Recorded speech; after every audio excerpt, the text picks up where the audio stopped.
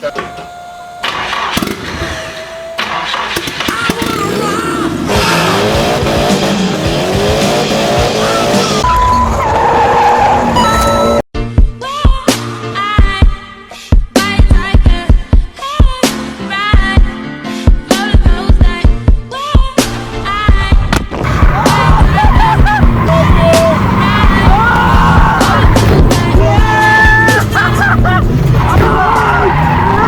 what's up guys? My name is Chavez and I've been drifting since about 2013, give or take.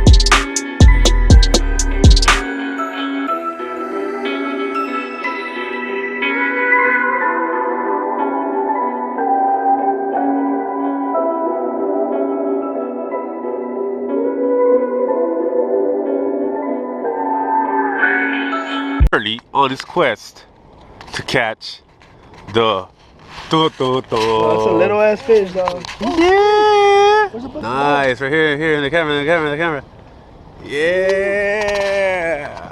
Awesome. What's that? So I'm born and raised in South Central Los Angeles, and we are currently in South Central Los Angeles. And for a living, I've always been trucking since about 2013. I've been a trucker on and off, and now I do towing for a living since 2017. My biggest inspiration for drifting was Need for Speed Underground 1. Like 2002, I was in the 6th grade, no, summer from 6th to 7th grade, and I was just so drawn into it because I didn't know Sylvia's existed. I just knew Need for Speed Underground, and the whole grip racing part of the game was cool, but I remember when I unlocked drift mode, or if for whatever reason it was the next part of the campaign, something about that just, I think it was like a little cutscene they showed you, like for the tutorial, as you're getting ready to try drifting for the first time, and I was just like jaw drop. What what is that? And I can't wait for this level to start, and that's kind of how it all started.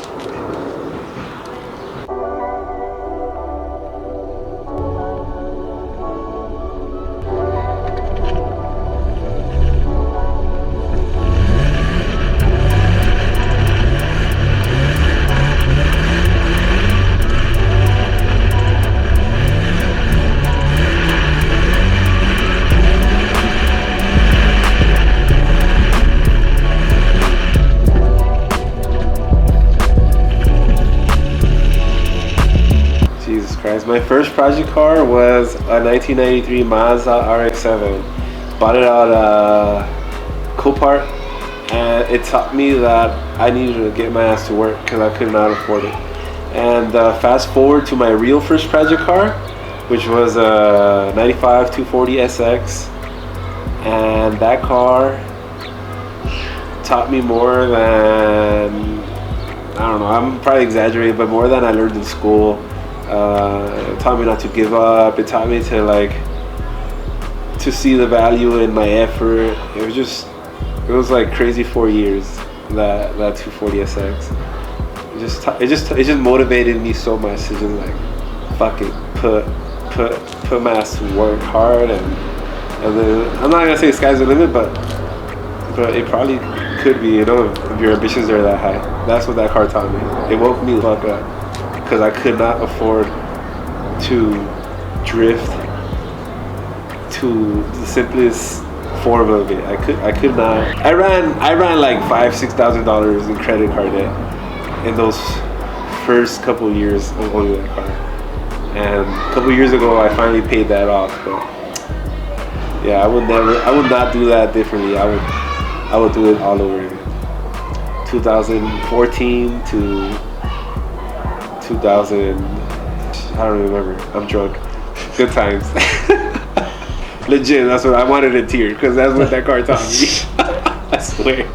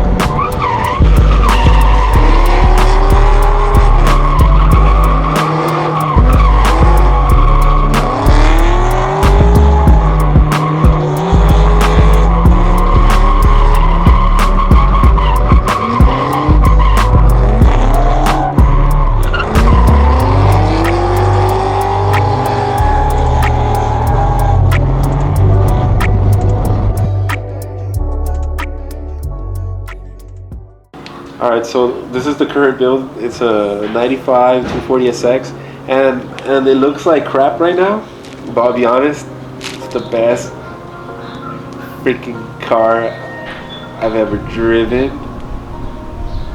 And I've driven a couple loaners, and it's not knocking on anyone's car, but this car is tailored to me.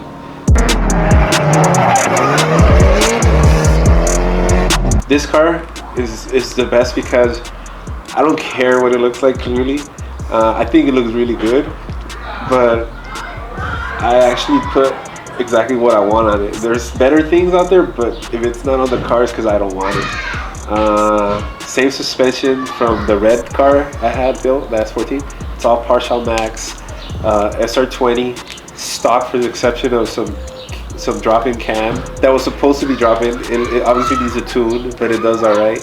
Threw 18s on it, cut the rear end so the big wheels could fit. Took all the panels off. I don't care if looks. I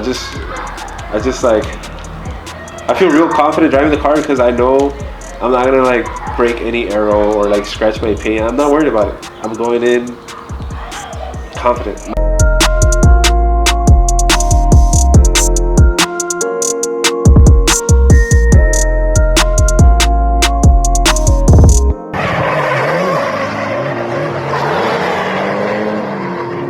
It just has a roll gauge, stitch welding, front bash bar by my buddy Ian.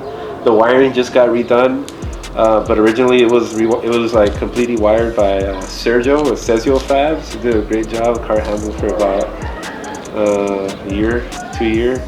I'll say probably like 20 events, give or take.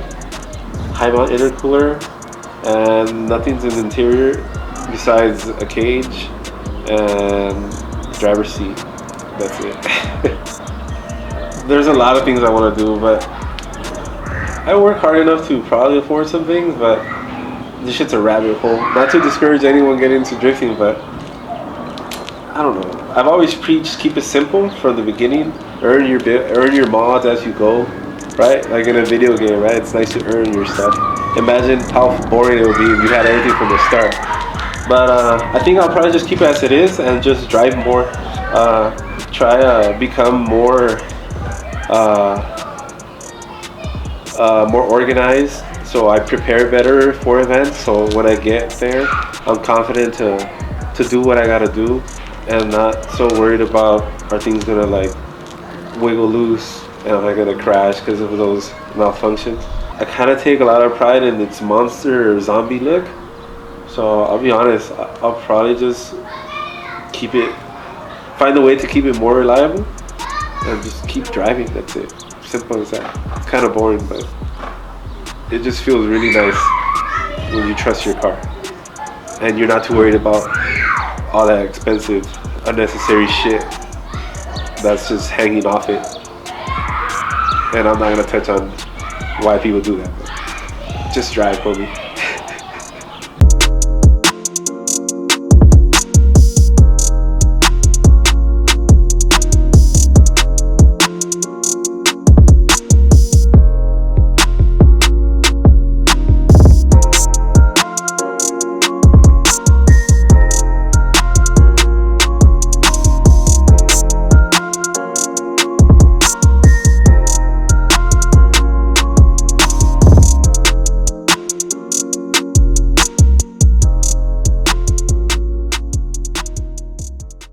Street drift or track drift?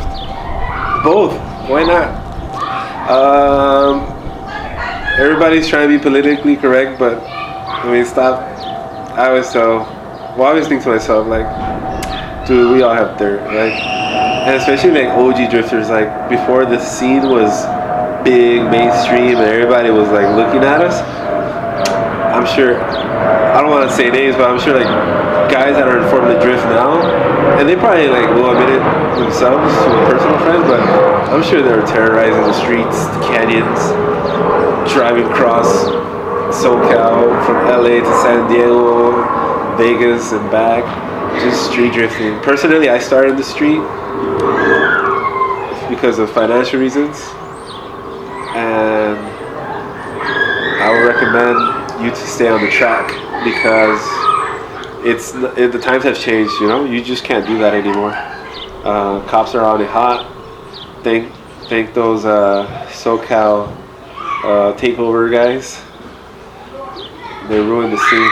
So I'd definitely say stay on the track. And to be honest, you'll learn a lot more on the track, big time, 100%. Depending what tracks you go to, you can push it. You can push it far beyond what you think you're capable of.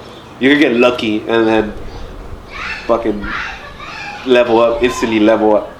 I didn't watch like, you know, anime or anything, but legit, that's how it feels like when you push yourself to the limit and then you fucking clear. It's like skating. I didn't do that either.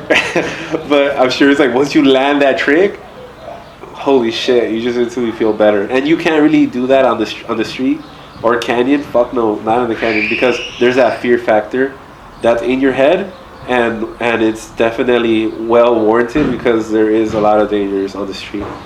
So I definitely choose the track. I'm a very big hypocrite for that. My advice to some youngster trying to get in to drifting would be simply, if you're getting into it because you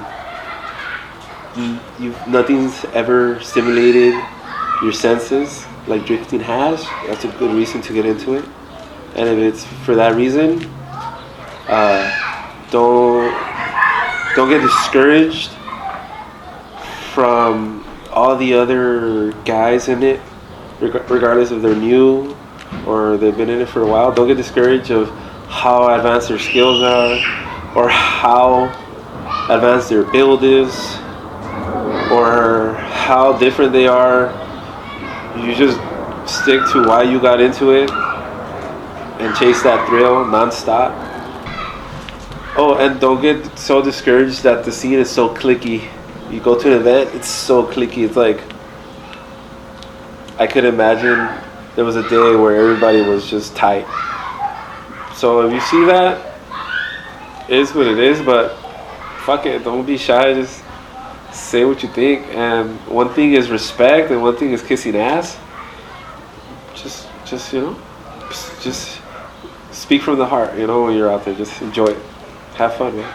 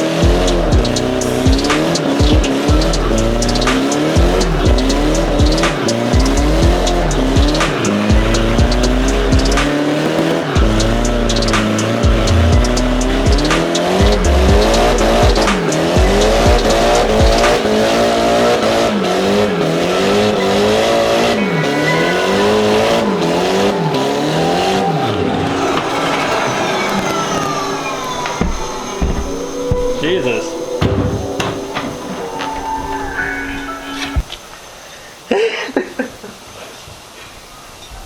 that? That's the ending for sure.